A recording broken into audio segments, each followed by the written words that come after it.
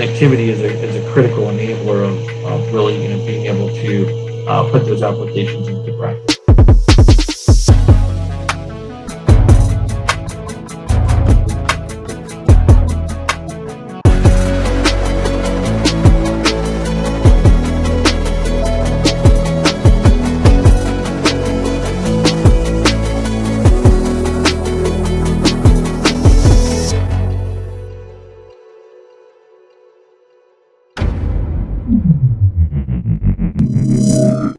Good morning. My name is Ryan Epps. I'm with Tech Times. I'm here with Brian Pemberton, CCO of Omnispace. Good morning, Brian. How are you? Good morning. I'm doing well, thank you.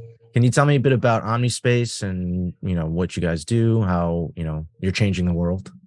Okay, very good. So Omnispace is a satellite operator. We are using satellites to deliver 5G connectivity everywhere throughout the world. So effectively, we are creating a new mobile operator, but using satellites rather than cell towers to provide that coverage to those end users.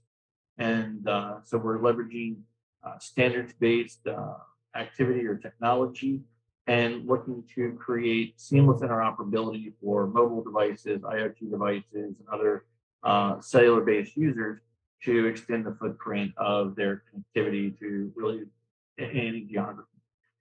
And keyword there, IoT devices, even cars, right? Automobiles as well. Can you kind of dive into that a bit? Like, how does that work? What does that mean? Because most people, they hear 5G and they think, oh, a tablet, smartphone connectivity. But what does it mean for IoT 5G connectivity?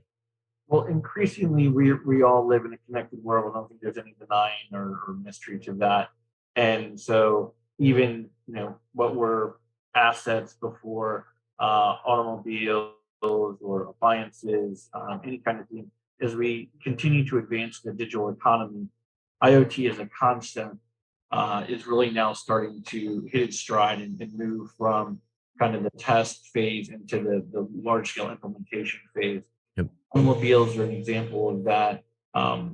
Smart agriculture, you're seeing that in farm equipment and other activity, irrigation equipment, that with capturing real-time data acute to a particular, either geography or plant or, automobile, weather or traffic incident, that information can be disseminated to other users Yep.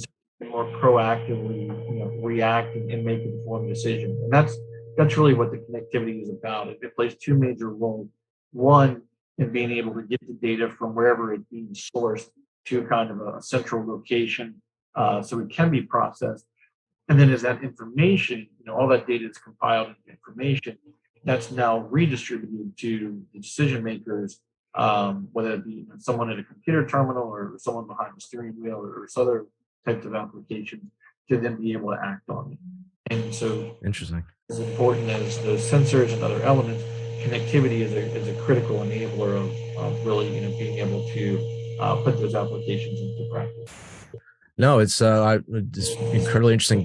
When I was at CES last year, John Deere brought out their new autonomous tractor, which kind of lends credence to what you're saying with data and just making things better, essentially improving upon our data stack and improving upon our just technology in general. That's quite interesting. And now, what sort of companies do you work with, and how does that work? How does that partnership work? So there's kind of three sets of companies that we engage with.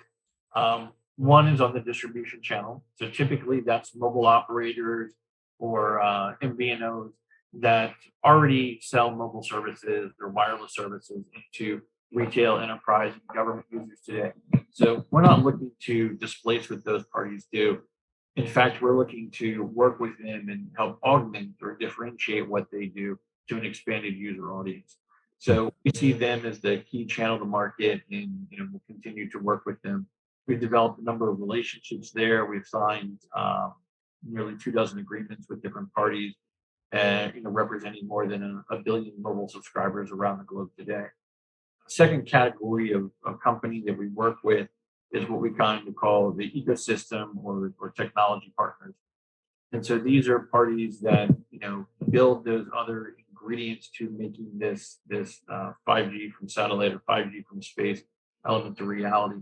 So those would be parties that build the chipsets that ultimately go and populate the devices and operate on the network. Yep. Device manufacturers would then employ those chipsets and turn it into a real product for people to consume. Um, but also the infrastructure providers, other elements, companies that are providing that technology to enable that kind of end-to-end system architecture and service to work. And then the third element is kind of the more traditional satellite ecosystem partners and technology. Mhm. So those are companies that help design and build the satellites or launch the satellites into orbit, help build out and operate the ground infrastructure, the satellite gateways, to help bring together all of that kind of network infrastructure components. So some examples of companies we're working with there is we previously shared work that we've done with Thales, EXO launch, and SpaceX for launching two of our currently on orbit satellites, and then also Microsoft. Yeah. Well, you answered my question. I was going to ask, how do you build your rockets in house? How does that work? It's interesting. It's how your entire business essentially runs in the space, and you have to like look to other people and try to help, help them with their data and stuff like that. It's interesting. I don't know. That Yeah. is just to pick up on your point there for a Yeah. moment. It's something that differentiates Omnispace slightly from some of the others in the space. Yeah.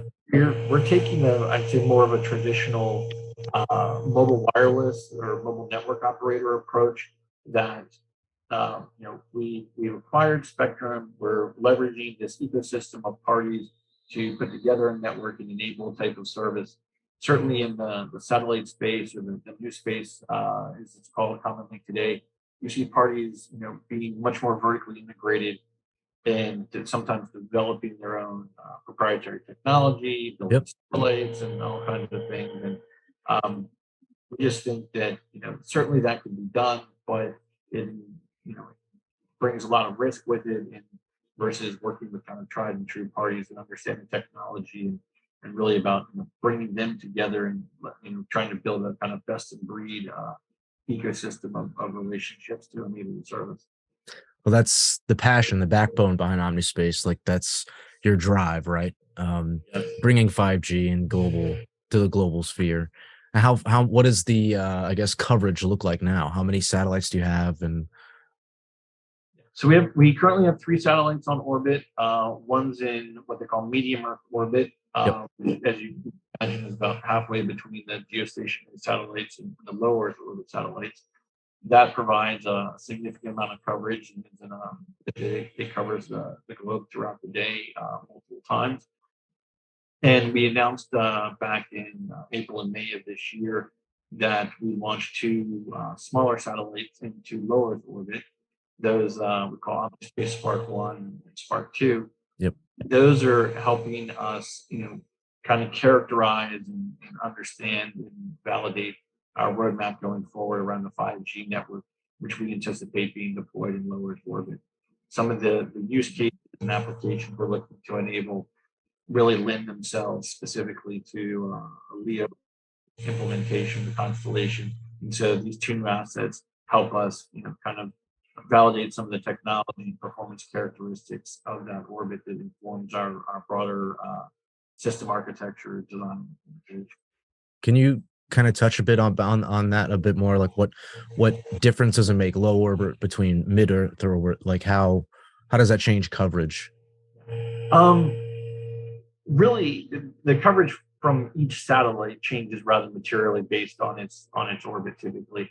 So, example a lot of people use is a flashlight. If you're holding the flashlight very close to the surface of something, you get a very small, kind of narrow beam, but very intense. Think of that as like your satellite in low Earth orbit. And Yep. then kind of pull back away from the wall or the piece of paper or whatever. That beam gets larger and larger, but also the intensity gets more diffuse. And so, you move back to medium Earth orbit or even to geostationary, you're covering a much larger footprint from a single satellite. Interesting. Yeah. The signal typically tends to be much more diffuse. So the other element that kind of comes with that is is that signal, becoming, let's say, less powerful between the satellite and the user terminal. The closer you are to the surface, it certainly helps create the ability to have much smaller, lower power devices as we think about mobile and IoT devices today. And so you're able to, maintain or establish that connection to the satellite and provide them service without having to materially modify the user device at all. Um, the other element by having those, kind of much smaller footprint, you need a lot more satellites and Yeah. lower or even medium Earth orbit. So, in the geostationary orbit, you typically see 4 satellites could effectively give you global coverage up to maybe the Arctic Circle and maybe a little beyond, versus the equivalent coverage in low Earth orbit, can easily be 100 to kind of 300 satellites to provide that kind of equivalent type capability. But again, you're allowed to, or you're enabling much smaller, lower power devices, potentially higher throughputs with better signal strength, and certainly much better latency. The signal's not traveling really far. Yeah. Oh, when's the next launch? When is your next launch? That's a good question. That's one of the things we're actively working now with a number of vendors on the satellite side and on the launch side. So we're hoping to have some news early in the new year, but it's going to be a little bit of time before we're ready to get the next set of birds on the. Oh, good luck. I hope you get it. I hope you get it for the new year. I hope you get it in January at least. We're looking to move quickly. Oh, good. Great. And now, can you talk to me a bit about Insiga, right? It's NCINGA. You guys partnered with Insiga for Southeast Asia, South Pacific coverage, correct? Yeah, so Insinga is think of them as kind of a mobile system integrator. Yep. They work with a lot of mobile carriers in the region and help them deploy technology, towers, back office systems throughout that region. And so Insinga was one of the early mobile operator relationships that we established. They happen to be a wholly owned subsidiary of Axiata, which is a larger network operator kind of in that same region. And so they've been an excellent partner helping us get a foothold and introduction with a number of mobile operators and help articulate kind of what our 5G from space offering looks to be. And again, because they intimately know a number of the mobile operators in that region, they're able to say, hey, these are operators that have specific challenges.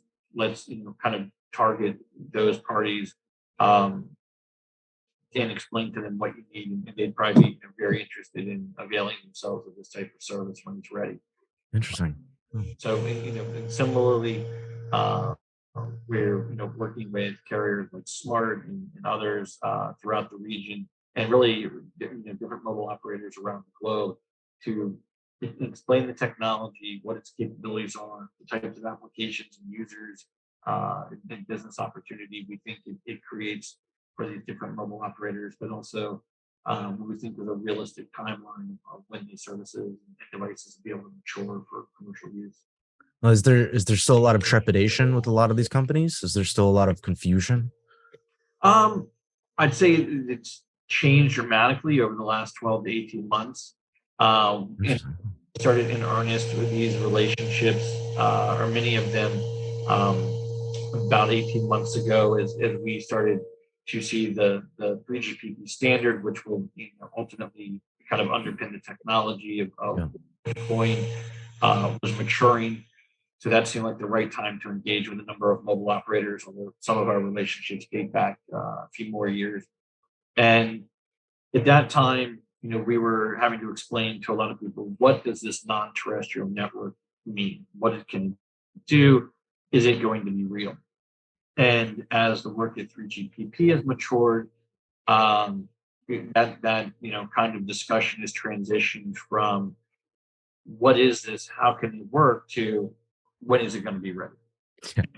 And certainly some of The big the question. other industry announcements, Apple making their iPhone 14 announcement of, I guess, a little over a month ago now, really kind of lit a fire under a lot of the parties that went from, a year ago is what is NTN, it, does it have any value to me, to okay, I get NTN, when is it going to be ready? Or I have to keep tabs on it, it's in the future. To, okay, I really like NTN and I need to figure out a plan now because this is coming. So it's Yeah.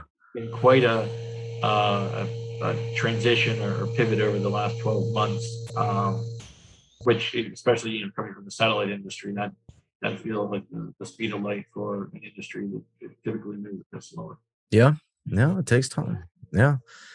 It's interesting that you mentioned the iPhone 14 release. One of the big things that Apple was harkening on was emergency, SOS, all of these things. I know that's a big play with you guys. Can you kind of talk to me about that? How emergency and that sort of protocols fall under your business? Yeah. So there, I think there's two elements to it. First is the the device itself. If the device can, today all our devices have the ability to roam to and from other networks, whether we're traveling or just happen to be in different areas, and we really don't even consciously think about it. It's like, okay, I've got a signal, I've got these capabilities and services. And we can all probably relate to and pinpoint specific areas where I can remember the time I didn't have that signal and wanted Yeah. to make that phone call or send that message or whatever the case may be. And so at its foundation, what we're building, the goal is to, kind of eliminate those no bar type incidents that people always have some level of connectivity. And certainly that gives people confidence if they're in remote environments or in an emergency situation, they've got some level of connectivity.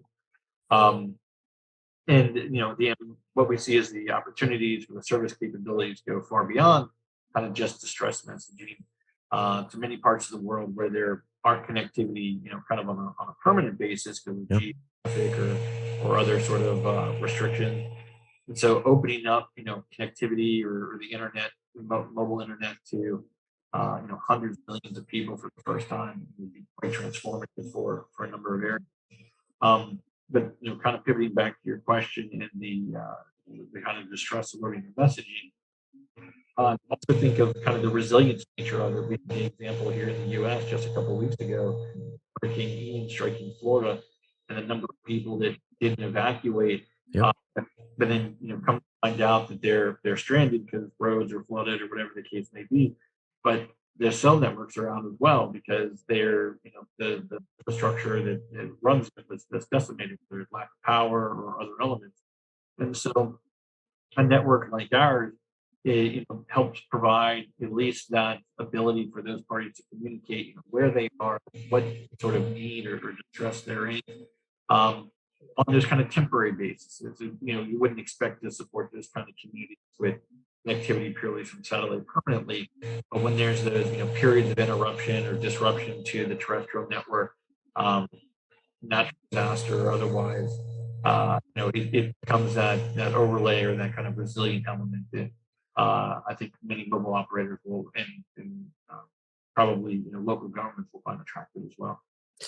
Yeah. I mean, it's hard for a hurricane to hit a satellite. That's right. We hope so. Yeah. Right. And can you talk to me a bit about your business with Microsoft? I'm assuming that they help to build rockets, right? Yeah, no, Microsoft has been making a significant transition or move into the satellite space for a number of years, leveraging their Azure platform and really recognizing many of the capabilities that are relevant to the space community needing to again get a lot of data to the ground and process a lot of data. Yep. Think back to our IoT discussion from a few minutes ago. And so they have uh, a number of programs, kind of focused on the satellite industry, but also in 5G. And so, they are an excellent partner for us to be able to collaborate with, kind of share a common vision of some of the market opportunities, and both how the infrastructure would be deployed, but also some of the economic and business opportunities that can develop. And so, we've had a strong collaboration with them, in conveying what our needs are and working with them to help support us in building out this network and making it available here in the years to come. Awesome. That's awesome. And now, a couple more questions. This one's, I think, funny more so than anything. But how is? I know you're at a convention right now. How is the service there? How's the cell service? Actually, so I'm here in Central California, in the kind of Mountain View, Palo Alto area, and cell service here is fantastic. But I was even surprised that the parking garage and some of the places where still had a robust signal. But Um, it was noteworthy on my ride from San Francisco Airport down here to effectively Silicon Valley, kind of the tech capital of the globe. Um, lost connection multiple times. So it's even in areas that you would associate as, being kind of probably the best of the best, where it was, one of those examples again, driving along the interstate and struggling to maintain a connection. where it matters most. Where it matters Yeah. most. Yeah. Oh, it's interesting because for the most part, I found like at conventions, like I said, CES, this past weekend, New York City Comic Con. Most of the time I don't have service, like in the convention centers, whatever it is, and it's funny to me that it's always when there's a ton of people together that it's hard to get service. But I don't know, or even concerts, even stuff like that. It's always a headache. But Well, this conference isn't quite that large in attendance. I think we're saturating capacity. But. That's good. That's good. Well, I mean, is there anything else you wanted to add? Is there anything else you wanted to say? No, I think it's just, this, when you look at the satellite and I think the broader kind of wireless communications industry, this is a really interesting time. We're seeing, likely for the first time, this convergence of satellite and terrestrial network into one seamless, homogeneous connectivity solution. And that's really, what is needed to kind of take the digital age to the next level. When it's great having Wi-Fi and Bluetooth and 4G, 5G kind of technologies, but we really think about extending all of this connectivity beyond our homes and our offices to everyday industries, and we think of global supply chains or agriculture, resource, extraction and processing. It's the traditional technologies aren't going to quite get us there.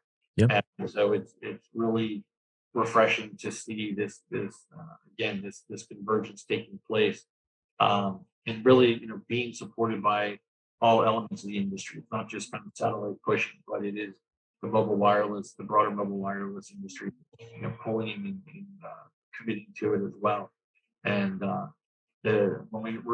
suspect we're gonna look back 5, 7, 10 years from now and kind of scratch our heads. Why didn't we do this sooner? Why was How it did it take so long? Yeah. long? And imagine, I've got a couple of young kids, but the idea that them growing up and getting, mobile phones and never having the idea of, oh, I'm out of coverage, that could be a foreign concept in the not near future or Yep. in the near future. So Do you see within 10 years 5G satellites being a primary source for connectivity? I don't know to say primary. I mean, they just the capacity, the capability that you can deliver from satellite is going to be limited relative to the ground. If you were to specifically look at the footprint, like geography that's covered, they may make up more than 50% of the footprint of coverage, as the terrestrial networks really consolidate and focus on developed areas. Where's the population? Where's the infrastructure? And Yep. that's really where there can be a very positive synergy between the network. Um, you know, More developed markets, higher revenue markets like the U.S. may not be quite that sort of ratio. But when you think of kind of the global landmass, if you will, to think of it as a 50-50 from a footprint perspective, satellite versus terrestrial, might very well be the case. But again, the majority of the user traffic and capacity is delivered by the terrestrial network for sure. Awesome. No. Brian, thank you so much. Again, is there anything you wanted to add? Anything else you wanted to say before we go? No, just thank you for the opportunity today. I really enjoyed the discussion. No, thank you. Thank you for being here. For so early too, I can imagine. Hope you have a nice day. Take care, okay? Very good. Thank you. You too. And if you enjoyed this video you just watched, please hit like and subscribe. And be sure to stop by techtime.com for the latest in news about tech, science, business, and so much more.